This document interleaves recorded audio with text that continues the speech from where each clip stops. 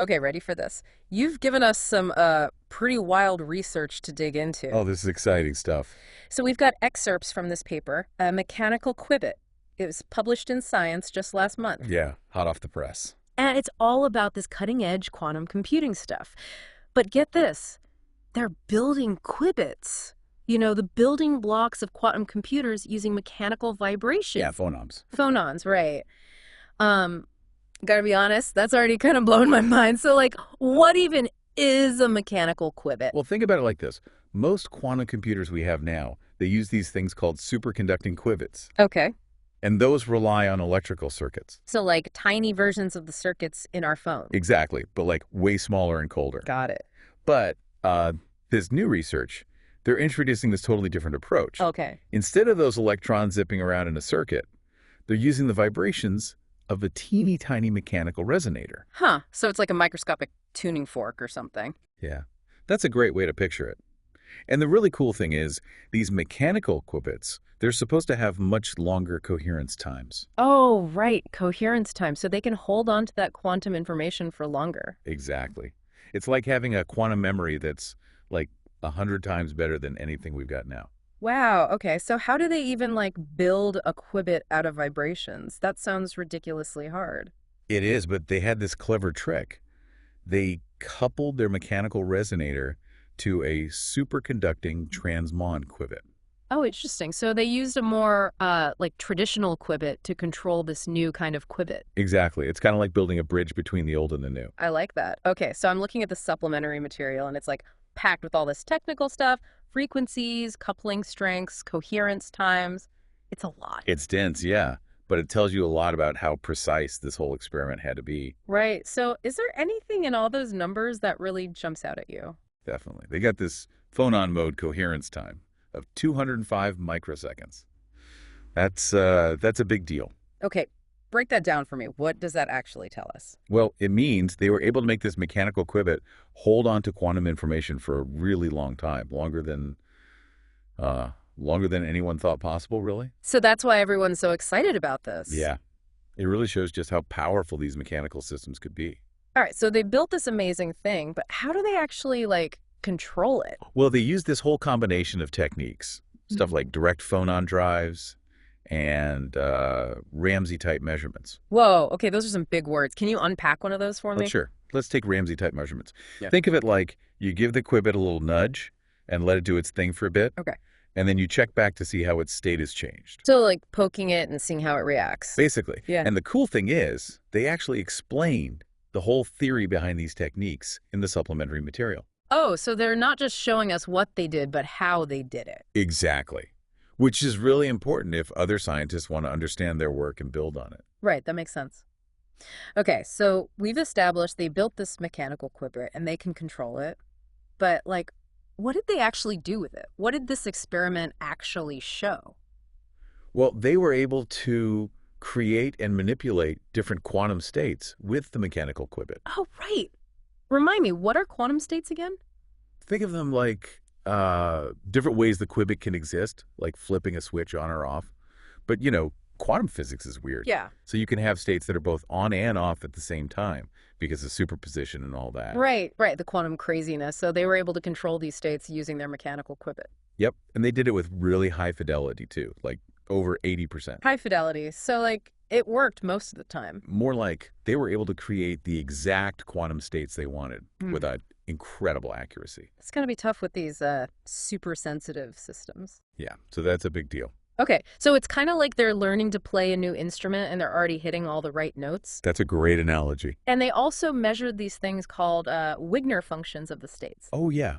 The Wigner functions. I'm not going to lie, I have no idea what those are. Think of it like taking a picture of the qubit's wave function. So it's a way to actually see what the qubit's quantum state looks like.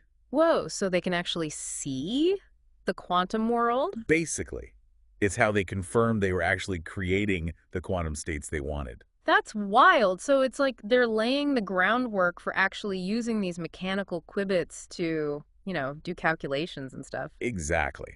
And that's where things start to get really, really interesting. Okay, I'm all ears. Remember those longer coherence times we were talking about. Yeah, that was a big plus for these mechanical Okay, qubits. that's where things get really exciting. Okay, I'm still trying to wrap my head around why that's such a game changer. Imagine like holding on to that fragile quantum information, not for microseconds, but, for hours, days, maybe even weeks. Okay, no, that would be a game changer, but how does that actually, like, translate to real world stuff? Think of it this way. It's like now we can start building quantum computers that are not just faster, but way more stable too.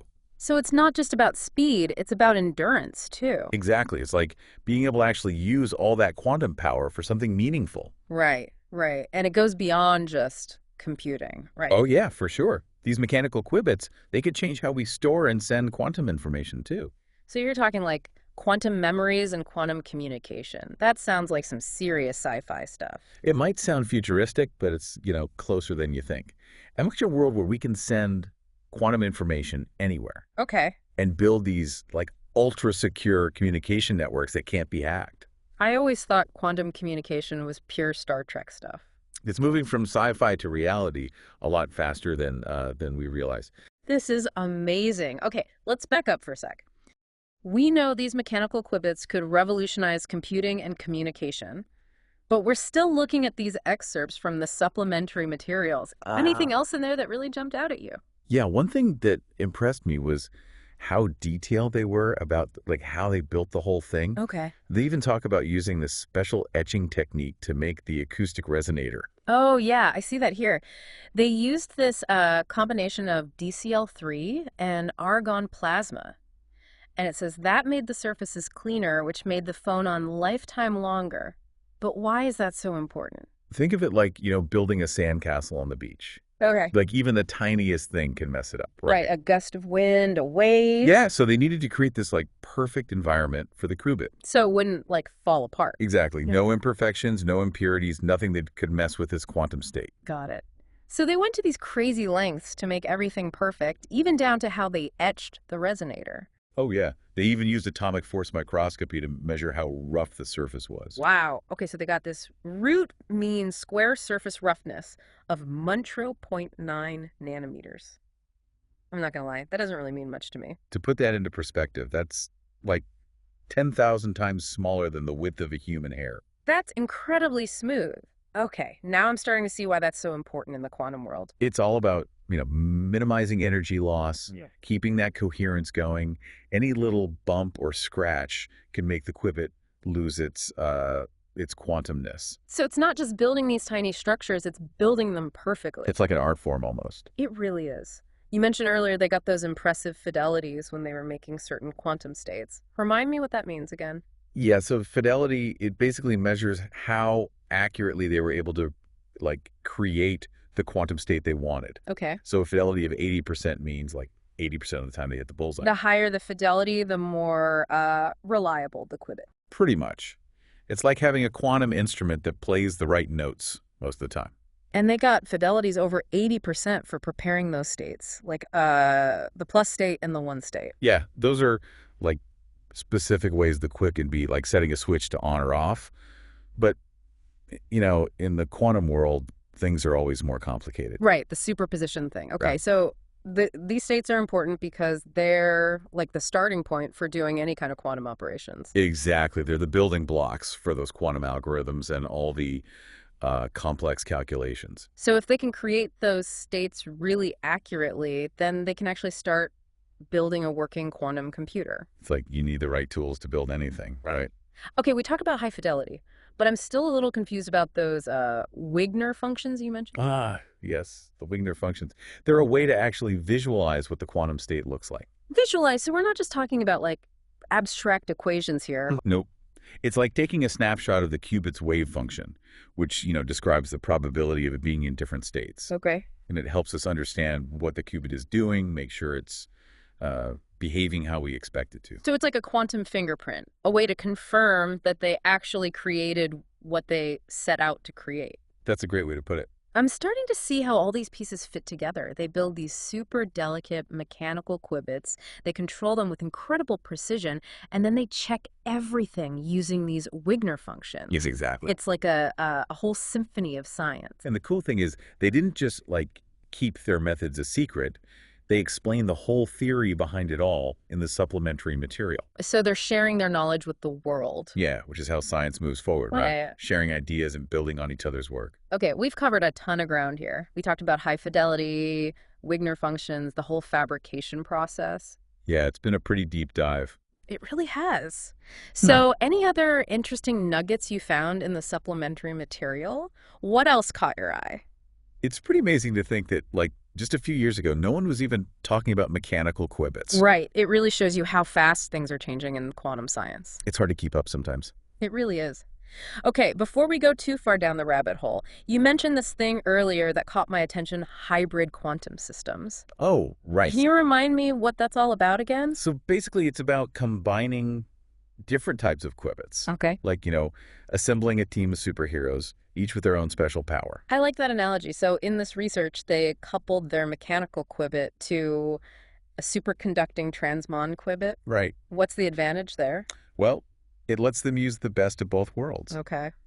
The mechanical qubit brings those long coherence times, remember? Right, that ability to hold on to quantum information for a long time. And then the superconducting qubit, well, we already have a lot of experience with those, so we know how to control them really well. So it's like the superconducting qubit is the mentor, and the mechanical qubit is the talented newcomer. Exactly. And by working together, they can achieve things that neither one could do on its own. This could lead to some completely new kinds of quantum computers, right? Absolutely. It's not just about replacing superconducting qubits with mechanical ones. Okay. It's about adding more tools to the toolbox, Yeah. making these systems more versatile and powerful. That's exciting. And it's not just about computing either, right?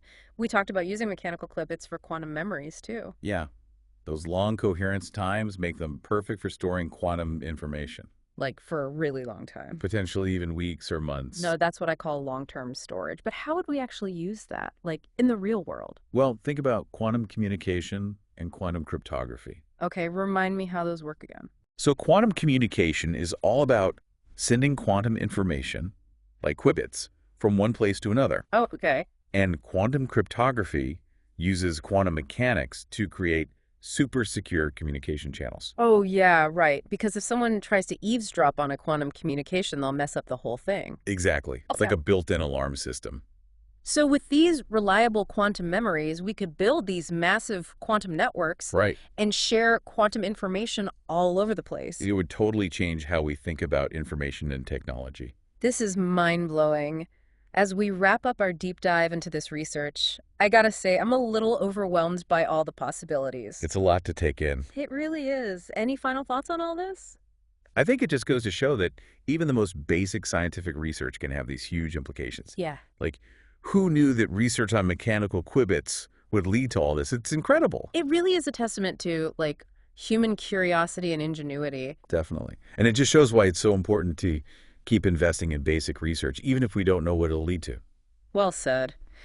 We might not know exactly how these mechanical qubits will change the world, but it's going to be exciting to see what happens. Oh, yeah, for sure. Thanks for taking us on this journey. It's been amazing. My pleasure. And remember, this is just the beginning. Who knows what other amazing discoveries are out there waiting for us?